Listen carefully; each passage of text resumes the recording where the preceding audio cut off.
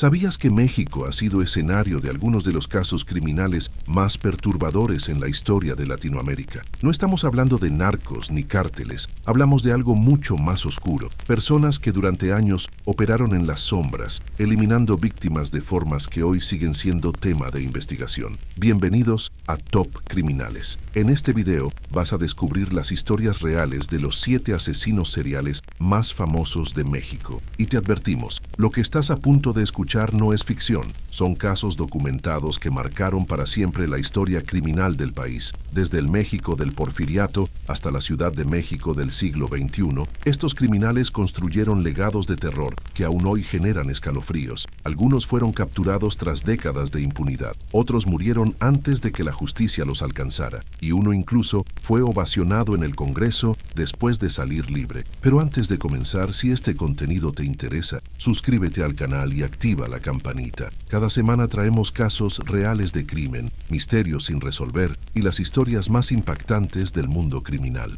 No te pierdas nada. Y ahora sí, prepárate, porque al final de esta lista revelaremos un detalle que casi nadie conoce sobre uno de estos casos, un secreto que la prensa ocultó durante años y que cambia completamente la narrativa oficial. Arranquemos con el número 7.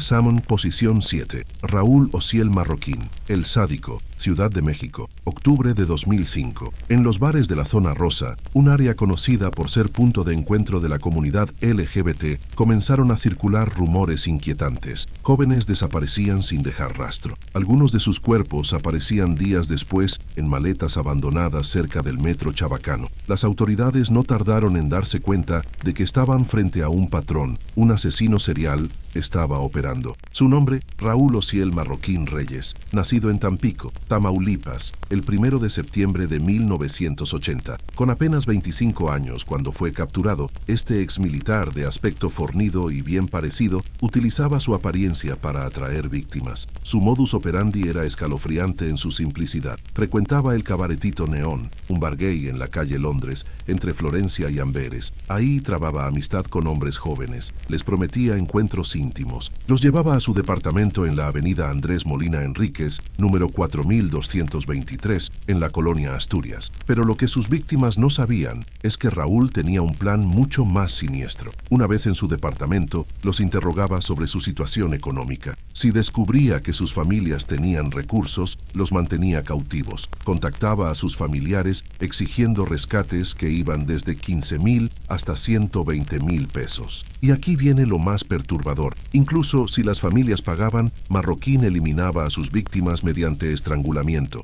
Algunas veces usaba sus propias manos, otras bolsas de plástico. Después metía los cuerpos en maletas y los abandonaba en diferentes puntos de la ciudad. El caso que marcó el inicio de su fin fue el de Juan Carlos Alfaro Alba. Secuestrado el 21 de octubre de 2005, Alfaro fue la primera víctima conocida. Marroquín lo mantuvo cautivo cerca de una semana en un hotel, sometiéndolo a maltrato físico y psicológico severo. La familia pagó el rescate rápidamente y en un extraño giro, Marroquín lo dejó ir con vida. Aparentemente, en ese momento, el asesino aún no había cruzado completamente la línea hacia el homicidio, pero eso cambió rápidamente. Jonathan Razo Ayala, estudiante de 20 años, fue secuestrado el 27 de octubre del mismo año. Su familia no pudo pagar los 50,000 pesos exigidos. 16 días después de su secuestro, Jonathan fue hallado sin vida, estrangulado. Ricardo López Hernández, empleado de una televisora, conoció a Marroquín el 30 de noviembre. Lo mantuvo secuestrado durante 9 días. Aunque su familia pagó 28,000 pesos por su rescate, Ricardo fue eliminado mediante estrangulación el 9 de diciembre.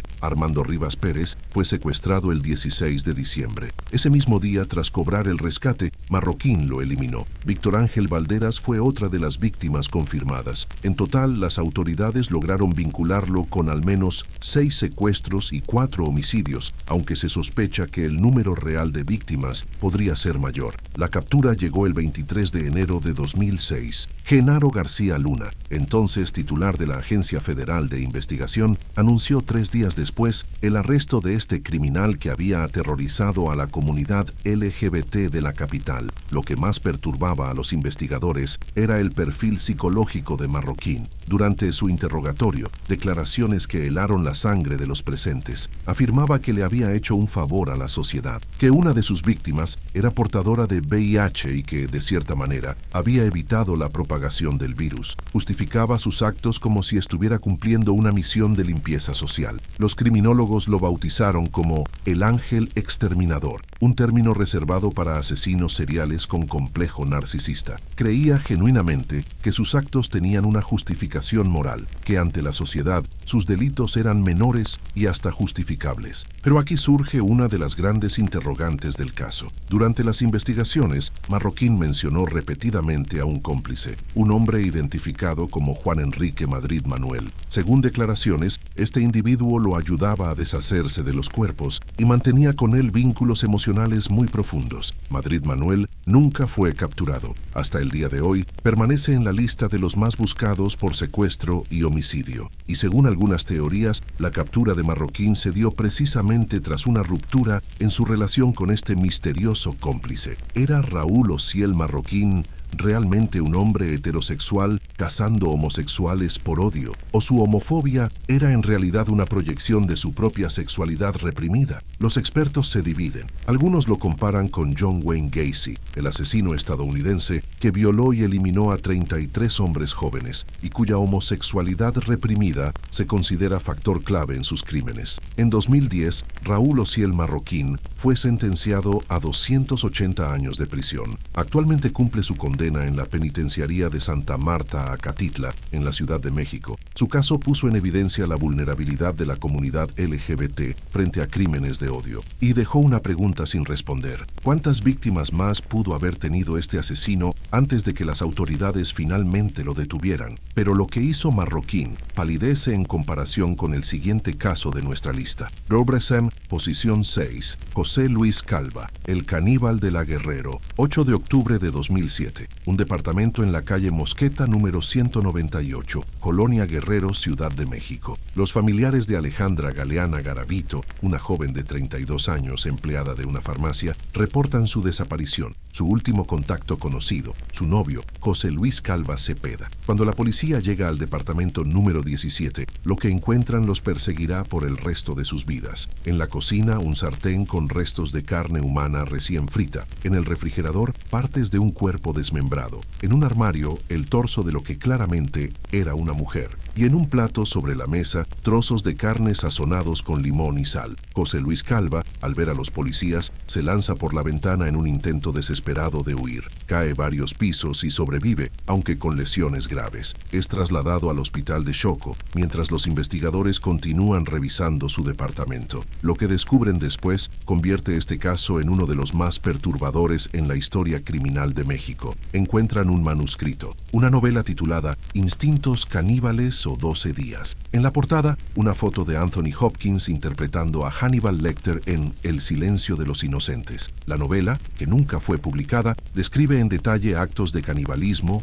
coprofagia, sadomasoquismo y violencia extrema. Una fantasía morbosa que, al parecer, Calva había decidido hacer realidad. Pero, ¿quién era realmente José Luis Calva Cepeda? Nació el 20 de junio de 1969 en la Ciudad de México. Su padre falleció cuando él tenía apenas 2 años. Su madre, Delia, quedó a cargo de 6 hijos en condiciones de pobreza extrema. Y según testimonios del propio Calva, ella era violenta, alcohólica y profundamente abusiva. Los castigos eran brutales. Una vez, cuando José Luis rompió una figurilla de porcelana, su madre lo obligó a dormir en el patio durante días. Lo golpeaba frecuentemente y tenía la costumbre de llevar hombres a la casa a quienes José Luis debía llamar papá. A los 6 años, José Luis escapó. Vivió brevemente en la calle donde comenzó a robar y consumir alcohol alcohol y drogas. A los 7 años, según declaraciones posteriores, sufrió abuso sexual por parte de un adolescente de 16 años. A los 12, su madre lo echó definitivamente de casa. Durante su adolescencia y juventud, Calva se reinventó como poeta, dramaturgo y escritor. Se autoproclamaba un intelectual. Escribía poesía oscura, actuaba en obras de teatro underground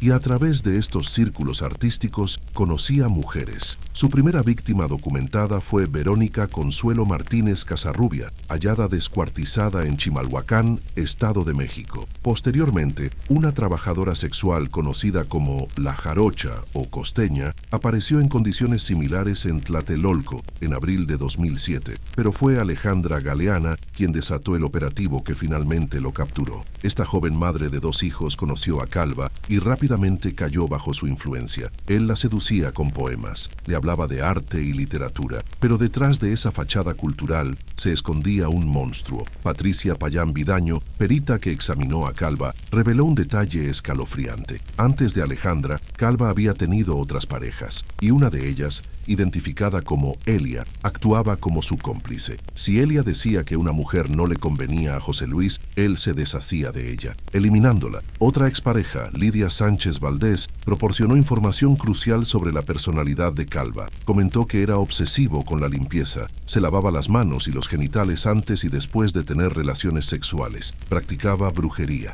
hacía limpias con hierbas y usaba lenguas de res en rituales. Era celoso hasta lo enfermizo y presentaba comportamientos compulsivos. En su departamento de la colonia Guerrero, Calva mantenía atada a Lidia para satisfacer sus fantasías sexuales. La obligaba a ver pornografía y contenido de zoofilia. La golpeó en al menos 2 ocasiones y la amenazaba constantemente con hacerle daño a sus padres si intentaba abandonarlo. Cuando cerraba la puerta, según el testimonio de Lidia, José Luis se transformaba. El poeta sensible se convertía en un depredador violento. Tras su captura durante el juicio, Calva admitió haber eliminado a Alejandra. Confesó que estaba borracho y drogado cuando la estranguló tras una discusión, pero negó rotundamente haber practicado el canibalismo. Su explicación para la carne encontrada en el sartén y el plato fue escalofriante en su lógica retorcida. Dijo que después de descuartizar el cuerpo, había limpiado meticulosamente, cocinado y sazonado los restos para dárselos de comer a perros callejeros. Una forma de deshacerse del cadáver sin levantar sospechas. Los análisis forenses, sin embargo, encontraron restos de carne humana en su sistema digestivo, pero estas pruebas nunca se presentaron oficialmente en el expediente judicial. El fiscal Gustavo Salas mantuvo su posición. Había pruebas suficientes de premeditación y consumación del acto caníbal, pero Calva nunca lo admitió. Fue sentenciado a 50 años de prisión por homicidio calificado y profanación de cadáveres. Ingresó al reclusorio Oriente el 24 de octubre de 2007. Apenas un mes y medio después, el 11 de diciembre del mismo año, José Luis Calva Cepeda fue encontrado sin vida en su celda. Aparentemente, se había ahorcado con su cinturón entre las 6 y 6:30 de la mañana, pero aquí es donde la historia toma un giro aún más oscuro. Su hermana afirmó que el cuerpo presentaba evidentes signos de tortura y violación, que había moretones inexplicables y que el cinturón con el que supuestamente se ahorcó ni siquiera era suyo. Además, su abogado, Moisés Humberto Calderón, declaró que Calva no mostraba tendencias suicidas, que estaba emocionado por la posibilidad de que se publicara su novela, que eso le daba una razón para vivir. La autopsia reveló que murió bajo los efectos de la cocaína. ¿Cómo obtuvo drogas dentro del reclusorio? Nunca se aclaró. Los informes oficiales concluyeron suicidio, pero muchos, incluida su familia y su defensa legal, creen que fue asesinado por otros reos, que sufrió extorsiones y acoso dentro del penal, y que finalmente otros prisioneros lo torturaron, violaron y eliminaron. La verdad sobre su muerte, al igual que la verdad sobre si realmente practicó el canibalismo, permanece envuelta en misterio. Lo que sí sabemos es que José Luis Calva Cepeda representa uno de los casos más perturbadores en la historia criminal mexicana. Un hombre que mezclaba arte con violencia, que escribía poesía mientras planeaba asesinatos y que, según las autoridades, llevó sus fantasías más oscuras a la realidad. Pero si este caso te perturbó, prepárate, porque lo que viene a continuación es aún más impactante. Dirimo Assault, posición 5. Gregorio Cárdenas, el estrangulador de Tacuba, 4 de septiembre de 1942. 1942. En plena Segunda Guerra Mundial, mientras el mundo se sumía en el conflicto más sangriento de la historia, México despertaba con una noticia que acaparía todos los titulares. En el jardín de una casa en la calle Mar del Norte número 20, en el barrio de Tacuba, la policía había descubierto 4 cadáveres enterrados, todas mujeres jóvenes, todas estranguladas, todas maniatadas. El responsable, Gregorio Cárdenas Hernández, un joven de 27 años, estudiante destacado de la Facultad de Química de la Universidad Nacional Autónoma de México,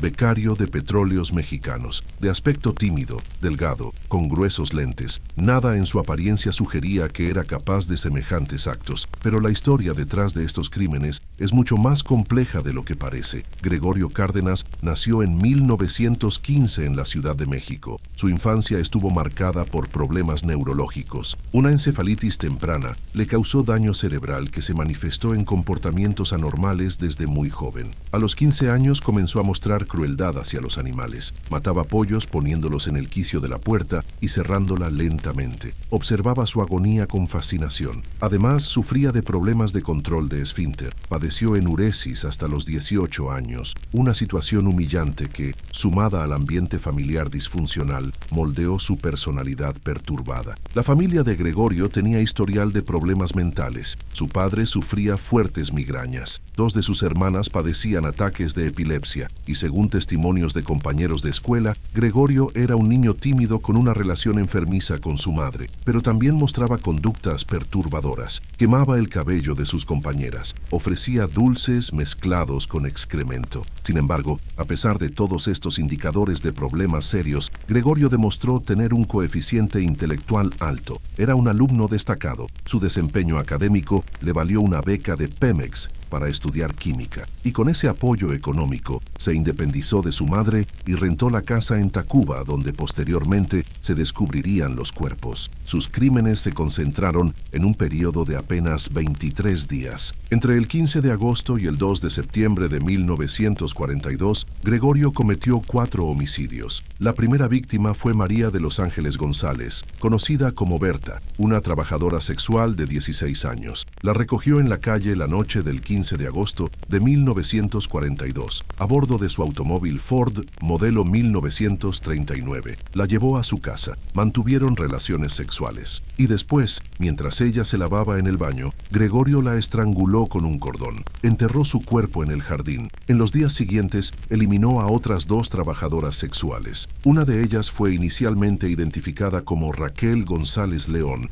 de 14 años, pero meses después, Raquel apareció viva. La verdadera identidad de esa segunda víctima nunca se estableció. Lo que sí se sabe es que la noticia errónea de su muerte causó tal impresión en su hermana mayor que ésta sufrió un infarto y falleció. La tercera víctima fue Rosa Reyes Quirós. Ella se negó a tener relaciones sexuales con Gregorio. Él la estranguló de todas formas. Pero fue con la cuarta víctima donde el caso adquirió dimensiones aún más perturbadoras. Graciela Arias Ábalos, 19 años, estudiante de preparatoria y, según Gregorio, su novia. El padre de Graciela presentó una denuncia el 3 de septiembre, preocupado porque su hija no había regresado a casa. Varios compañeros de clase confirmaron haber visto a Graciela subir al Ford de Gregorio la tarde del 2 de septiembre, después de clases y en medio de un fuerte aguacero. Los detectives Ana María Dorantes y José Acosta Suárez fueron comisionados para investigar. Se dirigieron al domicilio de Gregorio. Ahí encontraron a su madre, Vicenta Hernández. Ella les informó que su hijo se había vuelto loco la noche anterior y que esa misma mañana lo había internado en el sanatorio del doctor Oneto Berenque, en Tacubaya. Los policías,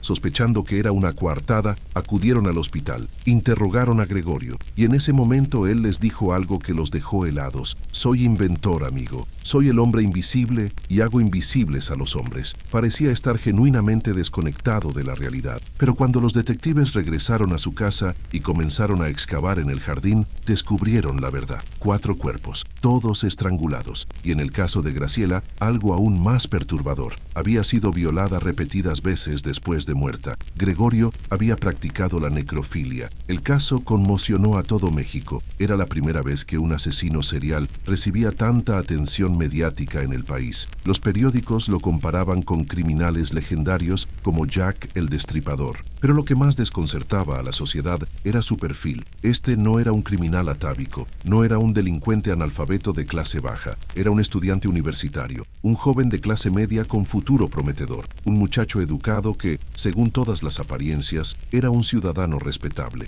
Gregorio fue arrestado el 7 de septiembre. En un primer momento, lo enviaron al manicomio de la Castañeda. Nunca recibió una sentencia formal que lo declarara legalmente culpable. Simplemente fue internado bajo la presunción de que estaba loco. Pero aquí es donde la historia toma un giro casi increíble. En 1947, Gregorio escapó de prisión y huyó a Oaxaca. Fue capturado nuevamente y enviado al infame Palacio de Lecumberri. Y en Lecumberri algo extraordinario sucedió. Gregorio Cárdenas se convirtió en una celebridad. Recibía montañas de correspondencia de mujeres que querían conocerlo. Muchas le llevaban comida. Algunas atendían otras necesidades del interno. Se casó con una de sus admiradoras y tuvo 4 hijos dentro de la prisión. Además, Gregorio aprovechó su tiempo para estudiar. Completó una licenciatura en Derecho. Se convirtió en abogado. Defendía y asesoraba a otros presos, quienes lo llamaban respetuosamente licenciado Goyito. Aprendió a tocar el piano, escribió poesía, publicó 3 libros y fue objeto de estudio constante por parte de los mejores criminólogos y psiquiatras del país. Uno de ellos, el doctor Alfonso Quirós Cuarón, le dedicó un libro entero, Un estrangulador de mujeres. En él documentaba los experimentos psicológicos a los que sometió a Gregorio, incluidos electroshocks, y reveló detalles que no habían salido a la luz pública. Gregorio tenía una vida secreta. Le gustaba vestirse de mujer. En su casa se encontraron fotografías de él disfrazado de geisha. Los diagnósticos que le endilgaron fueron variados: personalidad neurótica evolutiva, tendencias homosexuales, narcisismo, erotismo sádico y un rumbo esquizoparanoide sin retorno. Pero lo más increíble estaba por venir. En 1976, después de 34 años en prisión, el presidente Luis Echeverría Álvarez decidió indultarlo. Su argumento: Gregorio era una celebridad debido a su presunta rehabilitación social. Y el juez Raúl Gutiérrez Márquez determinó que Gregorio Cárdenas no fue legalmente responsable de sus delitos porque sufría de enfermedad mental. El 8 de septiembre de 1976, Gregorio salió libre. Y lo que pasó después es casi surrealista. El secretario de Gobernación, Mario Moya Palencia, invitó a Gregorio a hablar en la Cámara de Diputados. Los diputados priistas lo ovacionaron de pie. Lo calificaron como un gran ejemplo para los mexicanos y un claro caso de rehabilitación. Algunos incluso propusieron erigirle una estatua. Gregorio inauguró una exposición de sus pinturas en una galería de la capital. Las vendió todas a precios altísimos. Se convirtió en una figura pública respetada. Cuando el escritor Víctor Hugo Rascón Banda montó la obra de teatro El criminal de Tacuba, Gregorio asistió a los ensayos y ayudó al director a corregir detalles. Aunque después se distanció, molesto por el tratamiento del caso, y demandó al director por plagio, alegando que los derechos sobre la historia de sus crímenes le pertenecían a él. Gregorio registró ante derechos de autor la narración de su caso. Creía genuinamente que era el dueño de su propia historia criminal. Perdió la demanda tras un peritaje de la Facultad de Filosofía y Letras de la UNAM, pero el simple hecho de que la presentara dice mucho sobre su mentalidad. El director Alejandro Jodorowsky conoció a Gregorio en un bar de la Ciudad de México. Ese encuentro inspiró la película Santa Sangre, estrenada en 1989, basada vagamente en su vida. Gregorio Cárdenas Hernández murió el 2 de agosto de 1999 en Los Ángeles, California, a los 84 años de edad. Vivió sus últimos años como un hombre libre, respetado en ciertos círculos, después de haber eliminado a 4 mujeres jóvenes y practicado necrofilia. Su caso plantea preguntas inquietantes sobre la justicia, la rehabilitación y los límites de la sociedad para perdonar lo imperdonable. ¿Puede un asesino serial realmente rehabilitarse o simplemente aprendió a comportarse en sociedad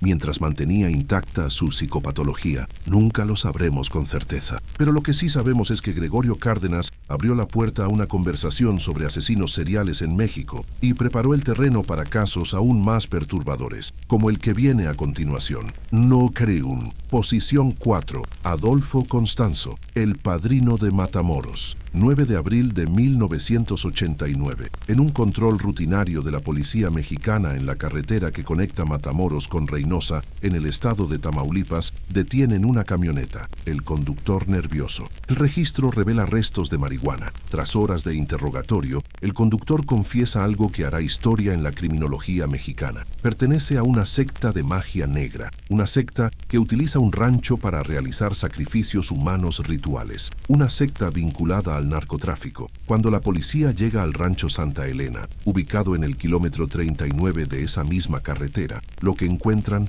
supera cualquier pesadilla. 110 kilos de marihuana son el menor de los problemas. En el interior del rancho hay un caldero de hierro que despide un olor insoportable. Contiene sangre seca, un cerebro humano, colillas de cigarro, 40 botellas vacías de aguardiente, machetes, ajos y una tortuga asada. Y en los alrededores de la casa, una fosa común, 12 cadáveres ocultos y apilados, todos descuartizados, sin cerebro, sin corazón. El responsable, Adolfo de Jesús Constanzo, un norteamericano hijo de refugiados cubanos que practicaba la santería y el palo mayombe, un culto místico de origen afroamericano caracterizado por la ausencia total de valores morales en sus seguidores. Pero, ¿quién era realmente el padrino de Matamoros? Adolfo Constanzo nació el 1 de noviembre de 1962 en Miami, Florida. Su madre, Delia Aurora González del Valle, tenía apenas 15 años cuando lo tuvo. Sería la primera de 3 hijos, cada uno con diferente padre. El padre biológico de Adolfo murió cuando él era un bebé. Su madre se volvió a casar y se mudaron a San Juan, Puerto Rico. Ahí, aunque Adolfo fue bautizado como católico y sirvió brevemente como monaguillo, su madre lo llevaba en viajes secretos a Haití. En esos viajes, Adolfo aprendió sobre vudú y lo practicaba en secreto con su madre. En 1972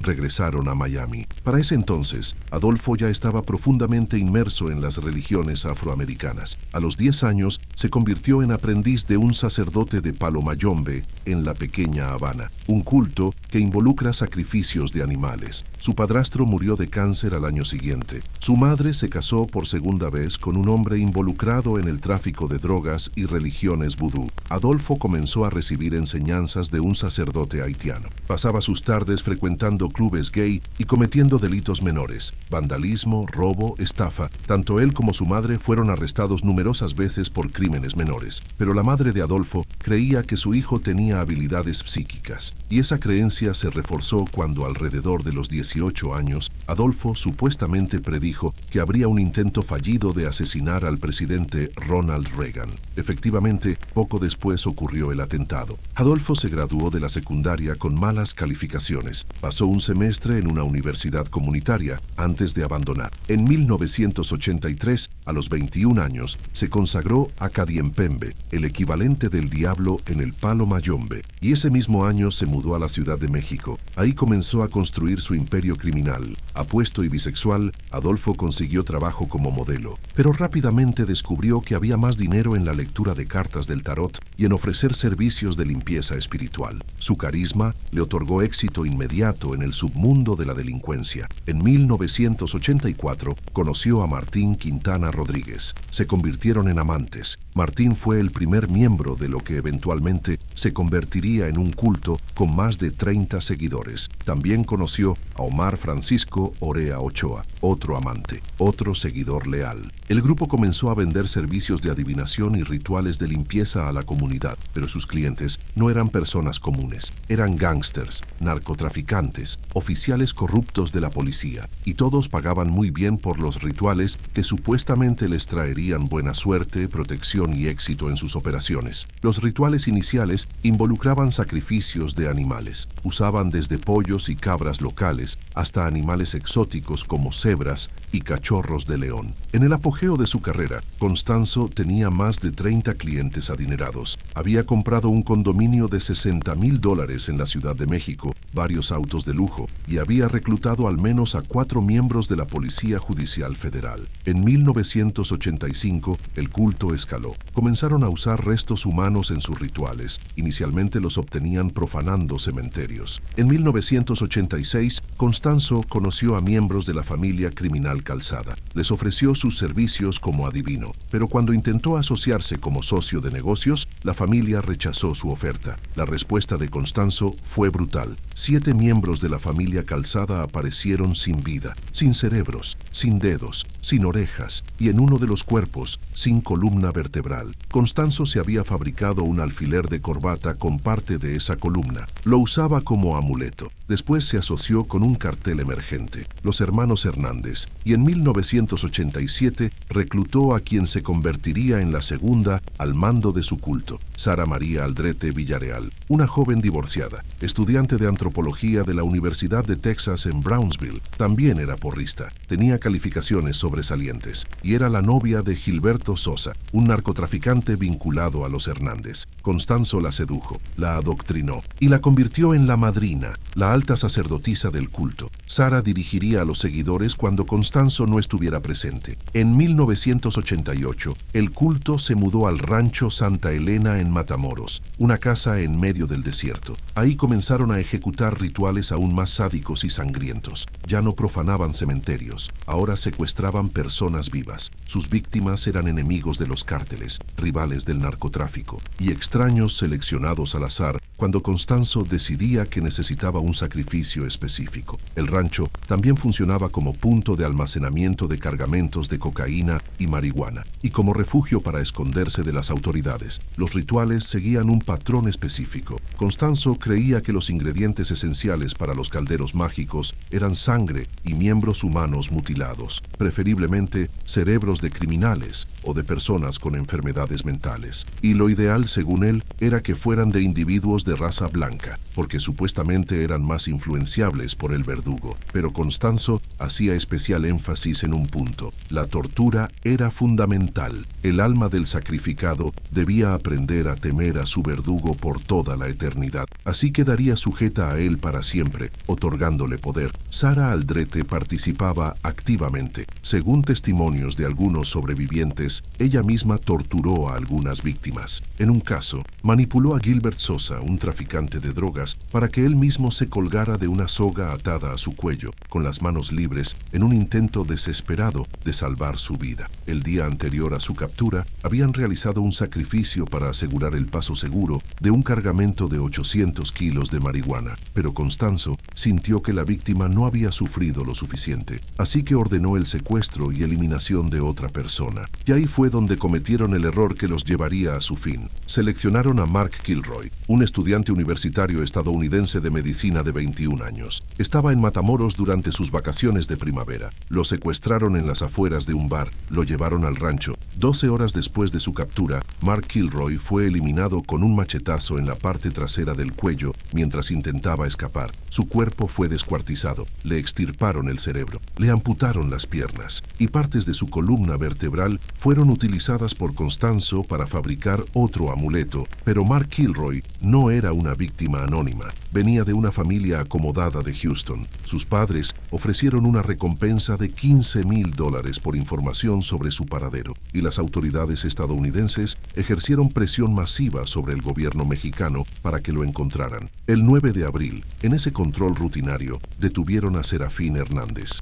Después de horas de interrogatorio, él y otros 3 sospechosos confesaron y guiaron a las autoridades al rancho Santa Elena. La excavación reveló 14 cadáveres mutilados, todos eliminados en un periodo no mayor a 9 meses, entre ellos los restos de Mark Kilroy. En el rancho también encontraron los calderos con cerebros y restos humanos, cabezas de cabras, patas de pollo, litros de sangre animal y evidencia clara de que habían estado realizando rituales satánicos de forma regular. Constanzo, Sara Aldrete, Martín Quintana, Omar Ochoa y Álvaro de León Valdés, apodado el Dubi, lograron huir antes de que las autoridades llegaran. se refugiaron en la Ciudad de México. La policía capitalina identificó que otros asesinatos similares habían ocurrido en la capital entre 1987 y 1989, todos con el mismo patrón, pero nunca se logró confirmar cuántas víctimas más tuvo el culto. El 6 de mayo de 1989, la policía los acorraló en un costoso departamento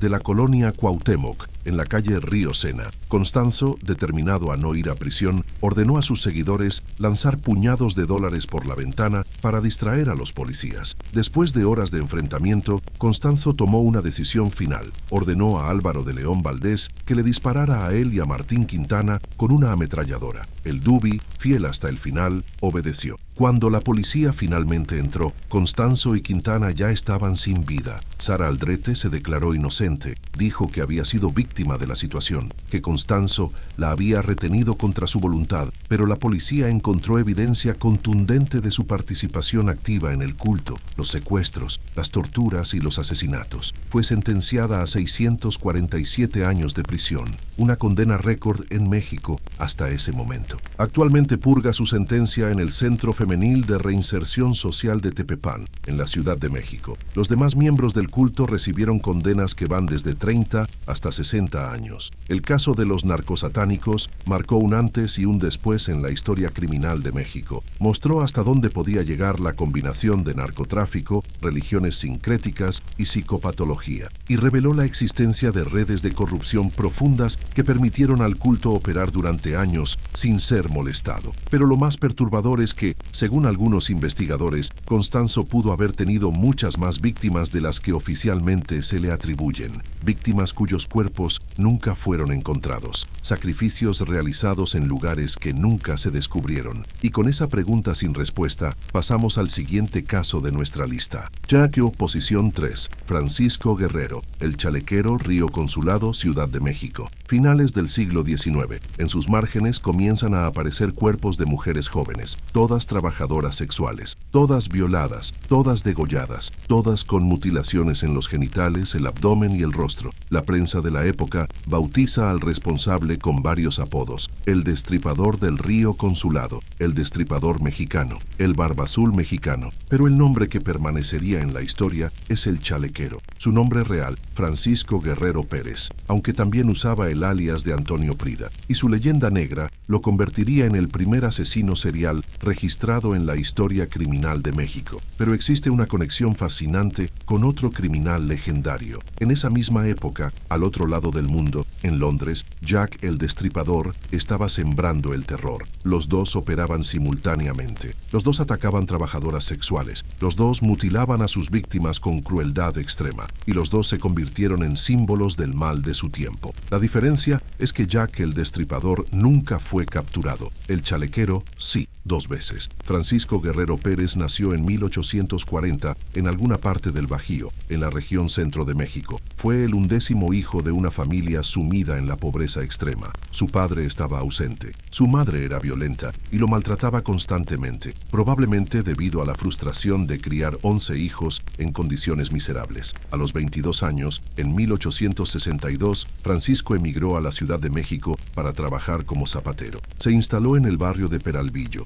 una zona marginal donde abundaban la prostitución, el robo y la violencia. Ahí se casó con una mujer llamada María. Tuvo 4 hijos con ella. Y según sus propias declaraciones, era un devoto católico que servía a la Virgen de Guadalupe. Pero Francisco Guerrero llevaba una doble vida. Frecuentaba la pulquería Los Coyotes, un antro de mala reputación en Peralvillo. Ahí era conocido como un taur, un apostador y, según rumores, un buen amante. Varias trabajadoras sexuales le daban dinero por sus favores. Se decía que sostenía relaciones con múltiples mujeres simultáneamente, que tenía todo un harén de prostitutas a su servicio y que también tenía hijos fuera del matrimonio. Su apariencia era llamativa, vestía con saco, chaleco de charro y pantalones de cashmere, una elegancia elegancia que contrastaba con su origen humilde, y según testimonios, esas ropas elegantes no le costaban un centavo. Era mantenido por una de sus amantes, conocida como la burra panda, y por un grupo de trabajadoras sexuales. Pero detrás de esa fachada de galán carismático se escondía un monstruo. Francisco Guerrero era profundamente misógino. Veía a las mujeres como objetos desechables para su placer sexual y creía que tenía derecho absoluto sobre ellas. Existen dos teorías sobre el origen de su apodo. Una sugiere que simplemente era porque siempre usaba chalecos. La otra, más inquietante, es que el término alude a la expresión a puro chaleco, que significa obligar a alguien a hacer algo por las malas, contra su voluntad. En otras palabras, violaba para demostrarle su poder y superioridad, y cuando terminaba, las eliminaba. Su modus operandi era brutal. Abordaba a las mujeres en las calles de Tepito y Peralvillo, les ofrecía sexo a cambio de dinero, las llevaba a lugares apartados cerca del río Consulado, las violaba y después las torturaba, las apuñalaba, las degollaba y arrojaba sus cuerpos al río o los abandonaba en los alrededores. La mutilación genital era su firma. En todos los crímenes se veía reflejado un odio extremo hacia el género femenino. Algunos reportes afirman que mataba porque consideraba pecaminosa la labor de las trabajadoras sexuales, que creía estar cumpliendo una misión moral, que las mujeres le debían fidelidad absoluta a sus esposos y que el adulterio debía castigarse con la muerte. Otros sugieren que su odio provenía del resentimiento hacia su madre, que en cada víctima veía representado el maltrato que había sufrido de niño. Lo que sí sabemos es que Francisco Guerrero no intentaba ocultar su identidad. Alardeaba de sus crímenes. Los vecinos y las trabajadoras sexuales de la zona sabían quién era, pero nadie se atrevía a denunciarlo por miedo a represalias. Entre 1880 y 1888, Guerrero eliminó a aproximadamente 20 mujeres. Algunos estudiosos ubican el número en 17. Otros afirman que pudo haber llegado a más de 20. La lista de mujeres que aparecían degolladas en los márgenes del río Consulado crecía escandalosamente, y la presión sobre la policía aumentaba. Finalmente, en 1888, un vecino lo denunció tras la desaparición de Murcia Gallardo, quien había retado a Guerrero a que se hicieran bolas, una expresión de la época que significaba pelear, en la calzada de Guadalupe. El detective Francisco Chávez lo arrestó. Con el testimonio de varias mujeres que habían sobrevivido a sus ataques y la evidencia de los cuerpos encontrados, fue enjuiciado. El 13 de febrero de 1888 fue condenado a pena de muerte, pero en un giro inesperado, el presidente Porfirio Díaz redujo su sentencia a 20 años de prisión en el penal de San Juan de Ulúa, ubicado en Veracruz. ¿Por qué Díaz redujo la sentencia? Nunca se aclaró oficialmente, pero algunos historiadores especulan que Guerrero tenía conexiones con figuras poderosas que intercedieron por él. En 1904, debido a un error burocrático, Francisco Guerrero salió libre. Había cumplido 16 años de una sentencia de 20. Disfrutó apenas 4 años de libertad.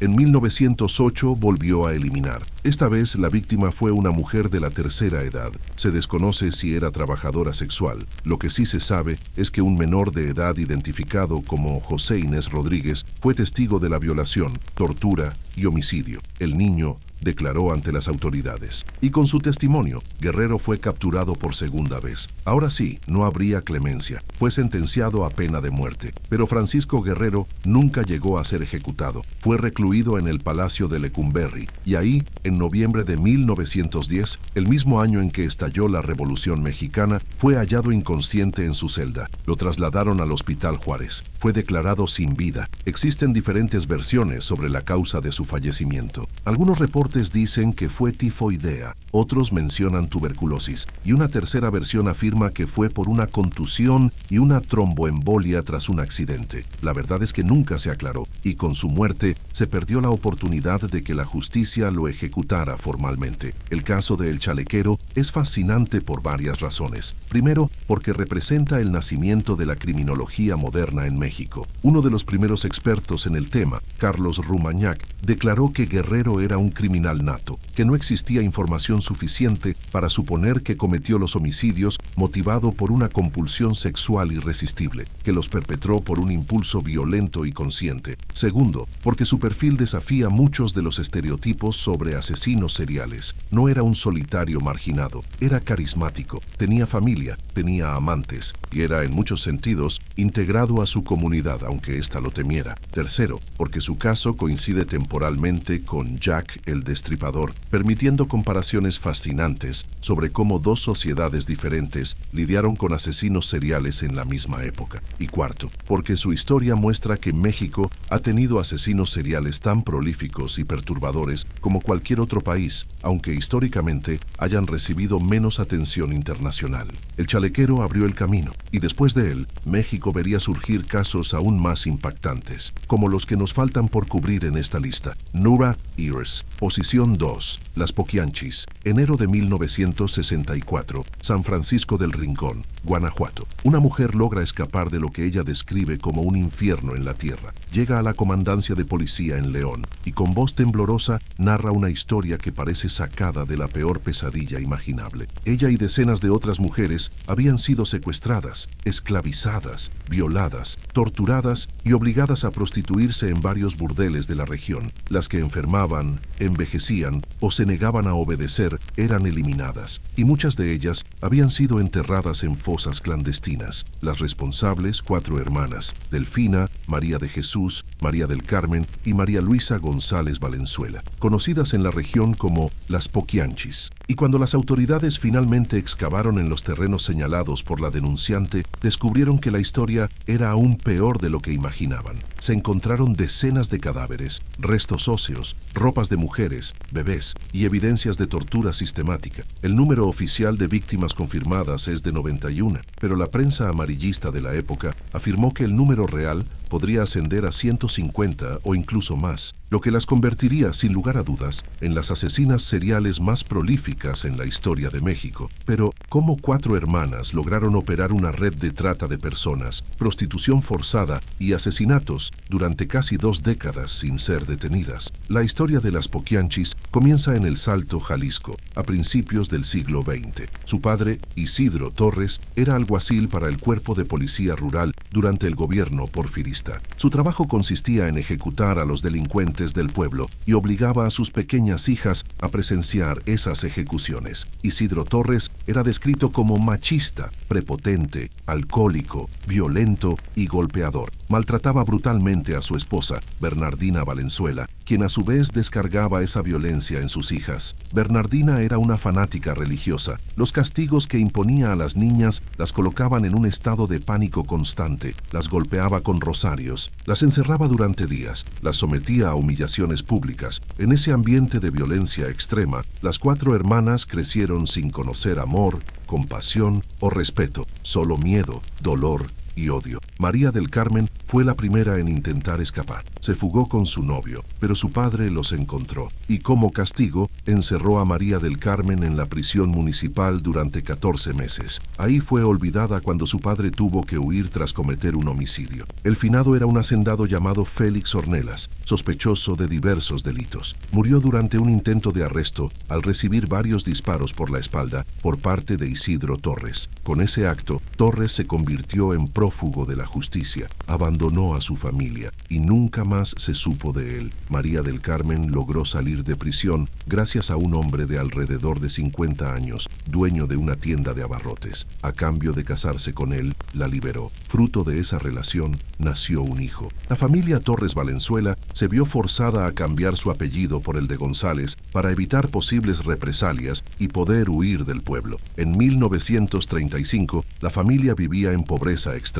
Las hermanas habían conseguido empleo en una fábrica textil, pero los salarios apenas servían para subsistir, y fue entonces cuando comenzaron a explorar negocios alternativos. hijos. Aunque las 4 hermanas se casaron desde muy temprana edad, ninguno de esos matrimonios prosperó, y necesitadas de independencia económica, decidieron involucrarse en el mundo de la prostitución. Su primer establecimiento abrió en El Salto, Jalisco. Posteriormente expandieron su imperio a San Juan de los Lagos y finalmente a San Francisco del Rincón. Durante más de 20 años, las Poquianchis acumularon riqueza y, lo más importante, poder, y lo hicieron bajo un sistema brutal de captación, coerción y violencia. Su modus operandi era sistemático. Acudían a rancherías o pueblos cercanos. Buscaban a las niñas más bonitas de familias campesinas pobres. No importaba si tenían 12, 13 o 14 años. Si las encontraban solas, simplemente las secuestraban con ayuda de cómplices masculinos. Si estaban con sus padres, se acercaban y les ofrecían darles trabajo como sirvientas o meseras en la ciudad. Les prometían educación, comida y un futuro mejor. En algunos casos, directamente compraban a las niñas a familias desesperadas por la pobreza. Una vez que tenían a las víctimas, las llevaban a sus burdeles, y ahí comenzaba el horror. Las niñas y jóvenes eran violadas y golpeadas para someterlas psicológicamente. Inmediatamente eran puestas a trabajar, y para asegurarse de que nunca pudieran escapar, las Poquianchis les proporcionaban ropa y comida a precios arbitrarios, generando deudas imposibles de pagar. Si una de ellas quedaba embarazada, se le practicaba un aborto. Si el aborto fallaba y nacía un bebé, el recién nacido era eliminado o vendido a clientes que pagaban por niños. Cuando las mujeres rebasaban los 25 años de edad, o cuando enfermaban, o cuando ya no les eran útiles, eran eliminadas por los colaboradores masculinos de las hermanas. Algunas prostitutas más antiguas se convirtieron en cómplices, funcionaban como celadoras y participaban en los homicidios, temiendo que si no obedecían, ellas serían las siguientes. Muchas de las víctimas murieron por la dieta raquítica que se les proporcionaba, desnutrición, anemia, enfermedades no tratadas, y cuando morían o cuando eran eliminadas, sus cuerpos eran enterrados en fosas clandestinas, algunas en un panteón clandestino ubicado en el poblado de San Ángel, en Purísima del Rincón, otras en los patios de los burdeles, otras en terrenos baldíos de la región. El trabajo de enterrar los cuerpos lo realizaba un capitán del ejército, Hermenegildo Zúñiga Maldonado, conocido como el Capitán Águila Negra. Era amante de Delfina, la mayor de las hermanas y líder del grupo, y también su protector. Pero, ¿cómo lograron operar durante casi 2 décadas sin ser molestadas? La respuesta es corrupción sistemática. Desde que comenzaron a montar su red de prostitución, las Poquianchis contaron con la complicidad y protección de autoridades locales, políticos, oficiales militares, agentes policiales. Todos recibían sobornos a cambio de mirar hacia otro lado. Durante las décadas de 1950 y 1960, cuando la prostitución estaba fuertemente regulada y prohibida en varias regiones, las hermanas lograron mantener sus operaciones gracias al amparo de esas figuras de autoridad.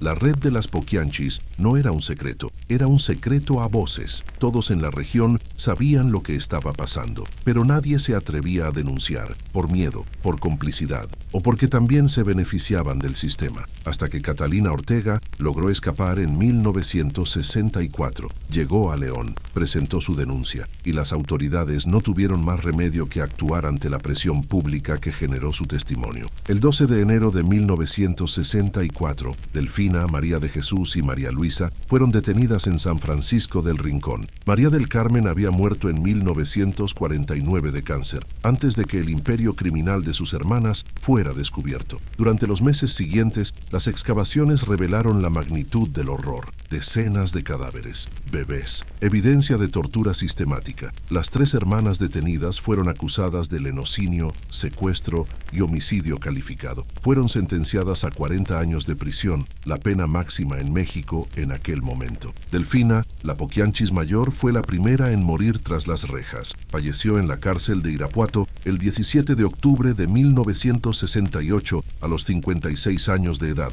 Según reportes, una cubeta con cemento cayó sobre su cabeza, causándole una hemorragia cerebral. María Luisa, apodada Eva la Piernuda, murió en su celda de la cárcel municipal de Irapuato en noviembre de 1984. Un cáncer hepático la consumió lentamente. María de Jesús fue la única que eventualmente obtuvo su libertad. Murió en su casa a mediados de la década de los 90. El caso de las Poquianchis ha sido inspiración de múltiples películas, libros y documentales. El escritor Jorge Ibargüengoitia escribió la novela Las Muertas, basada en estos eventos. El director Felipe Casals dirigió la película Las Poquianchis en 1976. Y recientemente, Netflix estrenó una serie dirigida por Luis Estrada, también titulada Las Muertas. Pero más allá del morbo y el entretenimiento, el caso plantea preguntas profundas sobre complicidad sistémica, corrupción institucional y violencia de género. ¿Cómo pudieron 4 mujeres provenientes de un entorno de violencia extrema replicar y amplificar esa violencia contra otras mujeres durante 2 décadas? ¿Cómo pudo una sociedad permitir que esto sucediera a plena vista durante tanto tiempo? Y quizás lo más inquietante, ¿cuántas redes similares siguen operando hoy en día, protegidas por esa misma complicidad y corrupción? El caso de las Poquianchis no solo es la historia de 4 asesinas seriales, es un espejo oscuro que refleja las fallas profundas de un sistema que permite que lo peor de la humanidad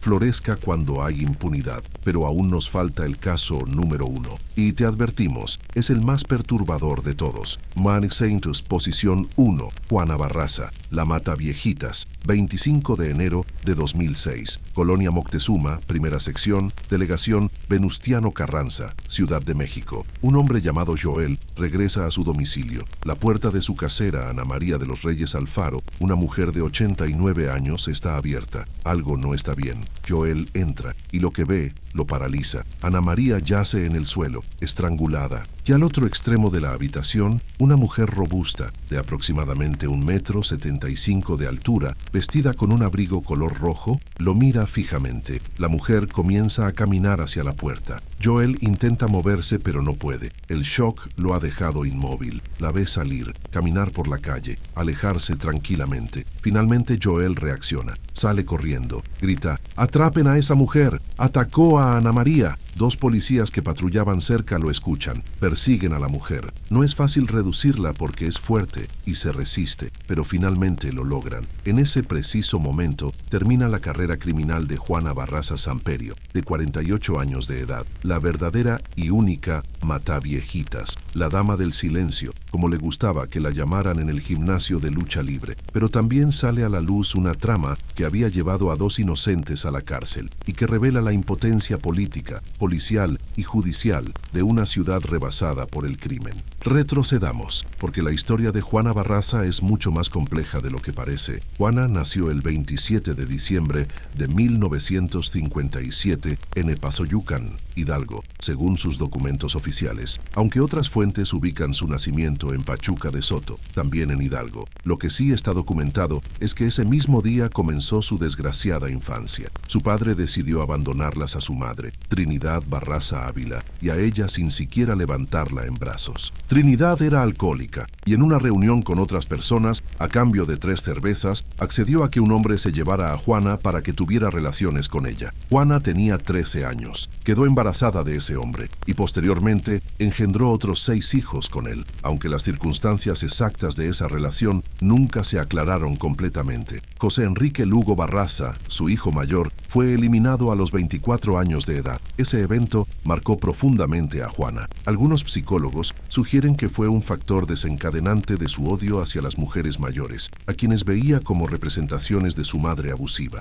Durante su adolescencia y juventud, Juana buscó escapar de su vida miserable. Tenía conocimientos básicos de enfermería y adoraba a la Santa Muerte, una devoción que mantendría durante toda su vida. También desarrolló una fascinación por la lucha libre. Aunque durante años se pensó que había sido luchadora profesional, el documental de Netflix La Dama del Silencio, el caso Mataviejitas, aclaró en 2023 que nunca lo practicó profesionalmente. Era simplemente fanática del deporte. Ese fanatismo la llevó a adoptar el personaje de la Dama del Silencio y a comprarse un traje de luchadora y un campeonato falso, una fantasía deportiva que alimentaba su autoestima. Aprovechando su altura de 1,75 m y su cuerpo fornido, Juana trabajó en diversos empleos empleos, pero en algún momento de finales de los años 90 comenzó a eliminar. Su primera víctima fue María de la Luz González, eliminada en 1998 cuando Juana la estranguló con un cable. Ese mismo año eliminó a Concepción Carranza, también por asfixia.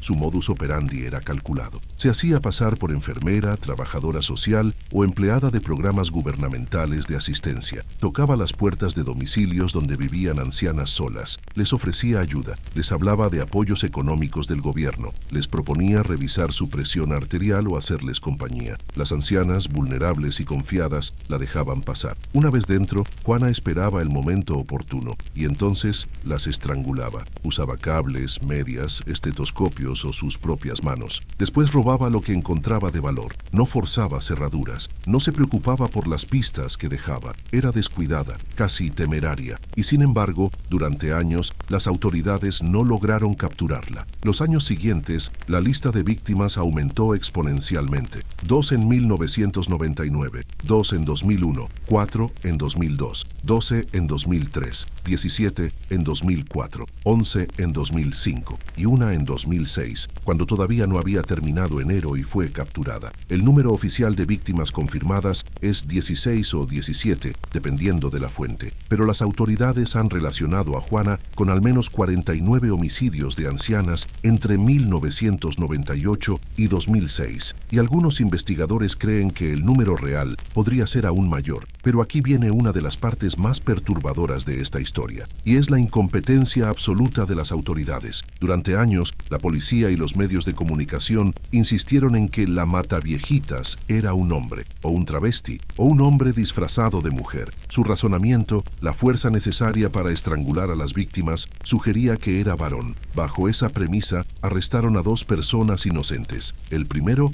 fue José Tabla Silva. En su casa encontraron un estetoscopio, una peluca rubia y una Biblia con un pasaje subrayado que, según la policía, él interpretaba como autorización divina para eliminar. Con esas únicas pruebas y el hecho de ser hombre y fuerte, lo condenaron. La segunda fue Araceli Vázquez, una trabajadora sexual trans. La detuvieron simplemente por su apariencia y porque frecuentaba las zonas donde habían ocurrido algunos de los crímenes. Tanto Vázquez como Tabla Silva fueron víctimas de la necesidad de cerrar el caso que tenían la policía y la justicia. También fueron víctimas del enfrentamiento entre 2 sectores políticos. En esa época se desataba una intensa pugna entre el gobierno de la Ciudad de México y el gobierno federal. Cada uno evitaba asumir la responsabilidad de resolver el caso. Mientras tanto, Juana Barraza seguía eliminando. En noviembre de 2005, la criminóloga Patricia Payán del Departamento de Justicia de la Ciudad de México creó un busto tridimensional de plastilina basado en testimonios de testigos. El busto mostraba a una persona de complexión corpulenta, cabello teñido, talla alta,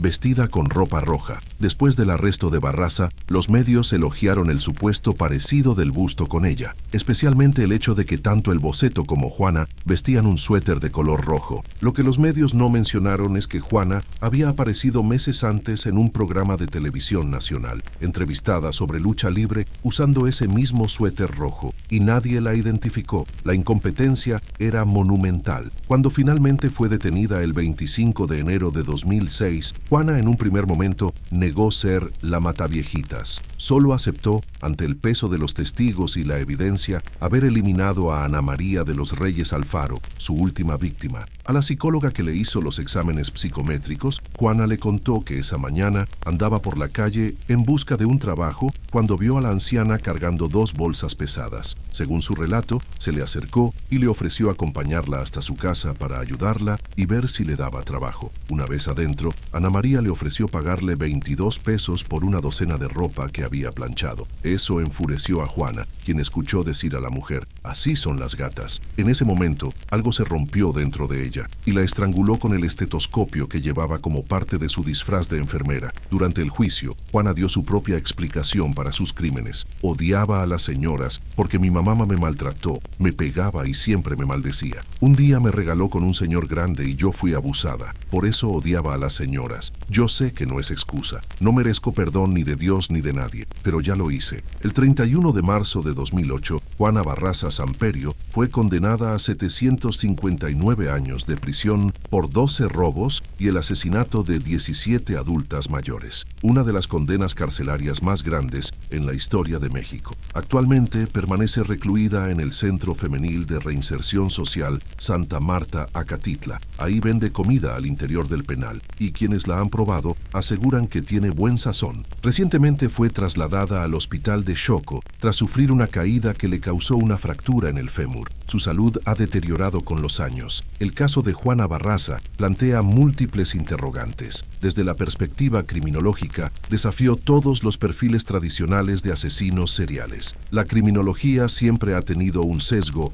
al interpretar la realidad cuando el género está involucrado. No puede haber una criminalidad masculina y una femenina como categorías separadas. Y sin embargo, las autoridades perdieron años buscando a un hombre cuando la asesina era una mujer. Desde la perspectiva social, el caso expone la vulnerabilidad extrema de las adultas mayores en México, especialmente aquellas que viven solas, en condiciones de pobreza, abandonadas por sus familias. Juana se aprovechaba precisamente de esa vulnerabilidad y lo hacía con un cinismo brutal, fingiendo ser una trabajadora social que venía a ayudarlas. Desde la perspectiva psicológica, el caso ilustra el ciclo de abuso y violencia. Juana fue víctima de abuso sexual, maltrato y abandono durante toda su infancia, y eso la convirtió en victimaria. En cada anciana que estrangulaba, veía a su madre y cobraba venganza una y otra vez. Pero quizás lo más perturbador es que el caso de la Mataviejitas pudo haberse evitado si las autoridades hubieran actuado con competencia, si hubieran escuchado a los expertos en criminología que les decían que el perfil era erróneo, si no hubieran arrestado a 2 personas inocentes solo para cerrar el caso mediáticamente. Docenas de ancianas murieron porque la incompetencia y la corrupción permitieron que Juana Barraza operara libremente durante años. Y esa es quizás la lección más dolorosa de este caso. No solo sobre la maldad de un individuo, sino sobre la falla sistémica de las instituciones encargadas de proteger a los más vulnerables. Mara Fe, caso bonus. Llegamos al final de nuestra lista, pero antes de despedirnos, recordemos la promesa que hicimos al inicio. Dijimos que revelaríamos un secreto que casi nadie conoce sobre uno de estos casos. Y aquí está. El caso de Gregorio Goyo Cárdenas, el estrangulador de Tacuba, tiene un detalle que la historia oficial siempre minimizó. Cuando Goyo fue liberado en 1976 y ovacionado en el Congreso como un ejemplo de rehabilitación, las autoridades presentaron su caso como prueba de que incluso los criminales más peligrosos pueden reintegrarse a la sociedad. Pero lo que nunca se mencionó públicamente es que durante su tiempo en Lecumberri,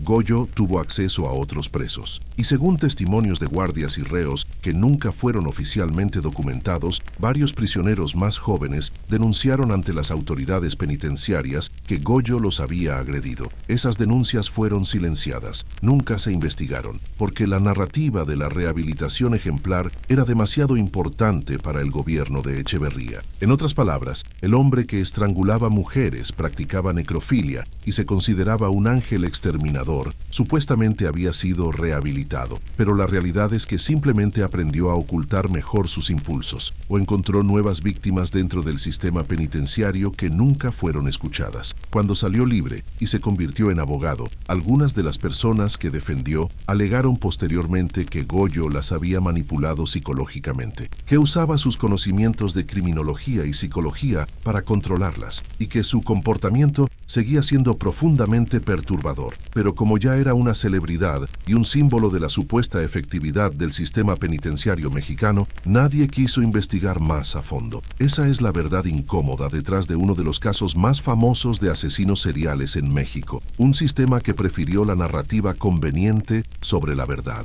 que prefirió el espectáculo político sobre la justicia y que sacrificó la seguridad pública en el altar de la propaganda gubernamental. Estos son los 7 asesinos seriales más famosos de México, 7 nombres que marcaron la historia criminal del país, 7 casos, que revelan no solo la maldad individual de estos criminales, sino también las fallas sistémicas de las instituciones encargadas de proteger a los ciudadanos. Desde el chalequero en el México porfiriano hasta la mataviejitas en pleno siglo XXI, la constante ha sido la misma: víctimas vulnerables, autoridades incompetentes o corruptas y asesinos que operan durante años antes de ser finalmente capturados. ¿Cuál de estas historias te impactó más? ¿Conocías todos estos casos? ¿Hay algún otro asesino serial mexicano que crees que debería estar en esta lista? Déjanos tu opinión en los comentarios. Y si quieres que hagamos un video sobre algún otro caso específico, también dínoslo. No olvides suscribirte al canal y activar la campanita para no perderte nuestros próximos videos. Cada semana traemos las historias criminales más impactantes de México y el mundo. Y si este contenido te pareció interesante, compártelo con tus amigos. Ayúdanos a que más personas conozcan estas historias reales que marcaron la historia del país. Nos vemos en el próximo video. Y recuerda, conocer la historia del crimen no es glorificarlo, es entender las sombras de nuestra sociedad para que la luz de la justicia pueda finalmente brillar. Hasta la próxima.